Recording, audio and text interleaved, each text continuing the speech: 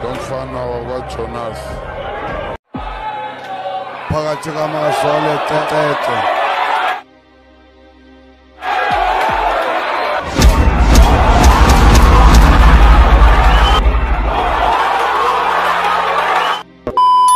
Kung tapangan lang ang pag-uusapan, nandiyan ang ating pambansang kamao na si Manny, na kahit pa nga mas malaki ang makakabangga nito, ay walang kakaba-kaba. Pipirma ng kontrata para lang maibigay sa mga boxing pansang ligaya kapag tumungtong na si Manny sa ibabaw na 4 na sulok na parisukat. Kung merong susunod sa katapangan ni Manny, nandyan ang Pinoy boxer na walang pinipiling kalaban at bibigyan ka pa ng magandang laban. Kahit pa nga ang pinakamaangas sa buong Pilipinas na former world champion na si Janrel Casimero, hindi pumwede sa husay na pinagmamalaki ng Zamboanga del Norte na si Jonas alias Soro Sultan. Matapos nga ang dalawang magkasunod na panalo na kung saan impresibong na ipanalo ang ginawa, sumunod na sinagupa ay dumayo ang pili na si Sultan sa South Africa para harapin ang local boxer na nagngangalang Makazole Tete. Ang bansa na kung di mo maipapanalo bayan knockout ang kalaban, tiyak lutong Macau ang magaganap. Kaya't muli nating balikan mga idol ang laban na kung saan ilang beses na lang inawat ni referee ang Pinoy para mailigtas ang buhay ng kanyang kababayan. Round 1, matinding panenermo na agad ang natatanggap ng Pinoy galing kay referee.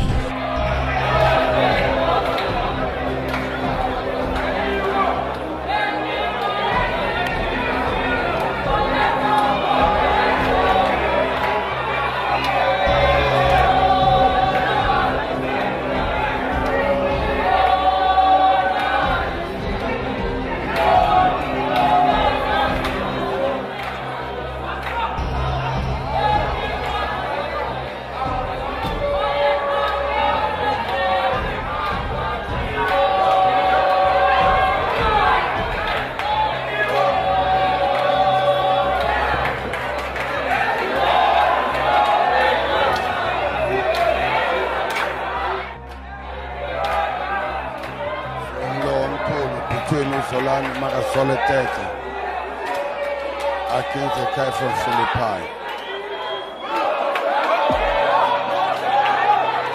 Yabonakala ukuthi ukhohlakele lo mfana.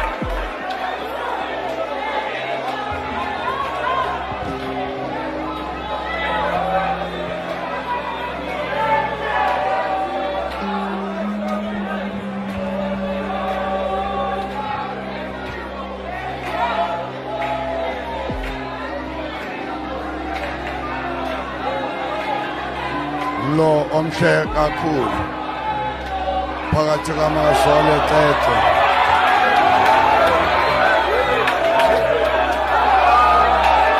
Makazole Tete no Jonas Sultan awoniswa ngorefu kama ngabethi England.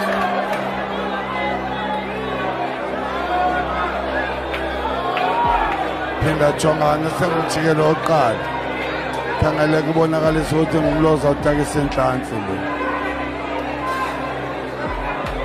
Kuba lo mfana wasePhilippi ubonakalisa bungangamshabo kaParkman.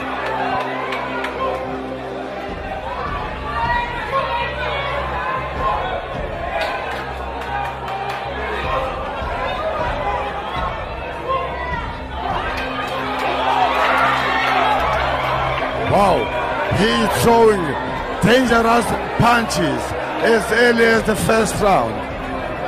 Yefaka lokhu indlela abaqalelwa ngayo abafana. Into yokuba bangaba ifight usiqedile eMthanzania yabasengxakini. Wenza kangangoko lo mfana. Into yokuba kungabikho ndlela into yokuba singaphuma. Baphela umjikelo wokuqala. Baphela njalo umjikelo wokuqala.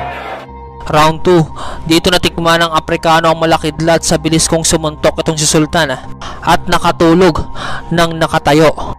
Sepheke yokuqala uJonas. Makazole ujongile kwethi. Ulele ekhaya phambi kwabalandeli nababukeli bami. Wasithetha nayo Makazole. wathi Mhlanhlo into ewayenza uGideon Buthelezi owafika kumlo engawulungiselelanga ngendlela yiyo uthi kuleni game ayinaziphinde yenzeke lo bathengisile wathi abathande nababukeli bomdlalo wamaNdini.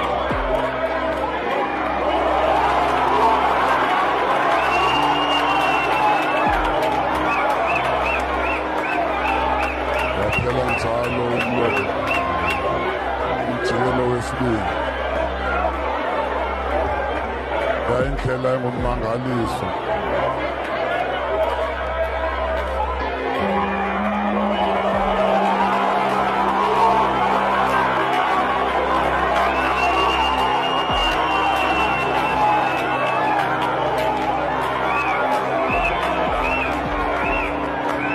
Kamasole Tete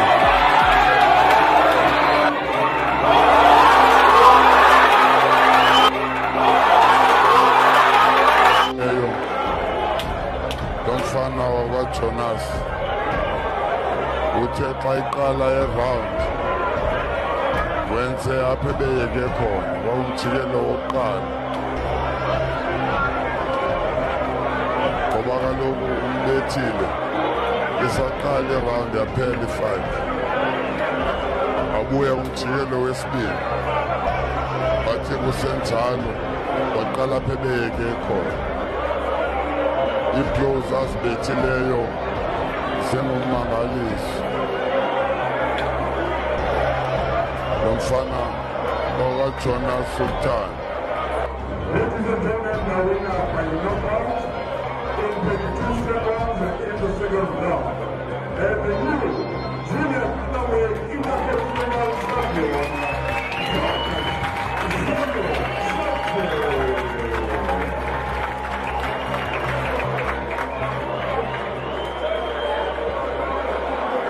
imizuzwana nje amashumi mathathu anesibhozo 38 seconds waphela umjikelo wesibili. Into engakhange ilindeleke nebangakhange bayicinge abathandi bomdlalo wamaNdini ngoba uMakazole Tete waziwa njengomnye wabantu abanobuchule obummangaliso kumdlalo wamaNdini. Maraming salamat mga idol dahil hanggang dulo ay nanonood pa rin po kayo. God bless you mga idol.